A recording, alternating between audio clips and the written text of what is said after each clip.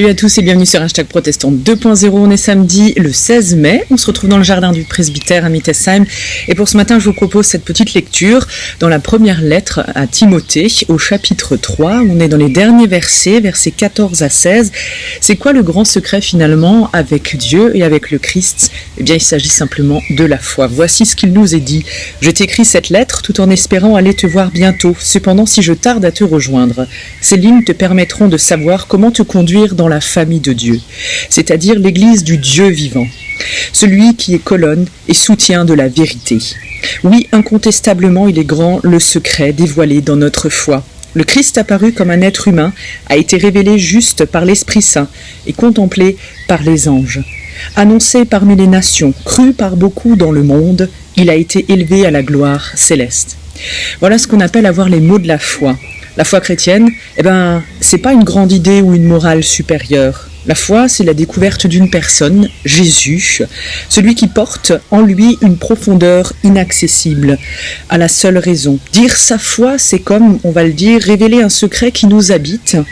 Toutes les générations de chrétiens ont trouvé des mots, justement, pour dire leur foi, leur espérance, en référence à celle des premiers apôtres, justement, ceux qui ont suivi le Christ.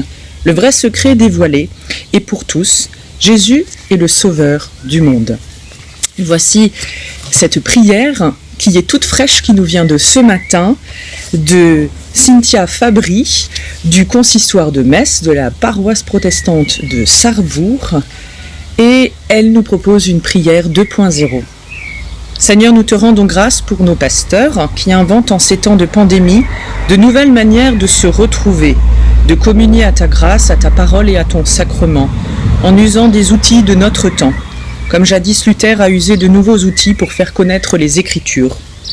Pardonne-nous lorsque ces belles initiatives prennent place dans le décor de nos vies et s'y installent comme des routines, lorsque nous estimons que cela nous est dû et que l'action de grâce fait place au consumérisme, lorsque nous nous focalisons sur les tâtonnements et les imperfections au lieu d'accueillir dans la simplicité ce qui nous est offert. Maintiens vive en nous la reconnaissance pour ces dons de l'Église d'aujourd'hui, ici et maintenant, qui préfigurent à ton royaume. Aide-nous à nous rappeler que les bergers de ton troupeau ont aussi charge de famille et doivent assumer comme nous les soucis du quotidien. Préserve-les de la fatigue et du découragement. Garde-les des médisances et des reproches que suscite leur dévouement lorsqu'il est mal reçu.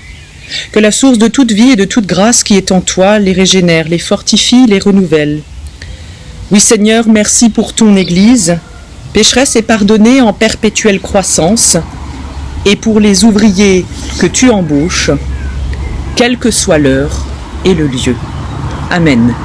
Je vous souhaite un bon début du week-end, une belle journée de samedi avec du soleil, et rendez-vous demain matin pour la prière du petit-déj et à 11h avec une vidéo justement proposée avec une méditation par l'un de nos collègues pasteurs de l'UEPAL. Alors à demain.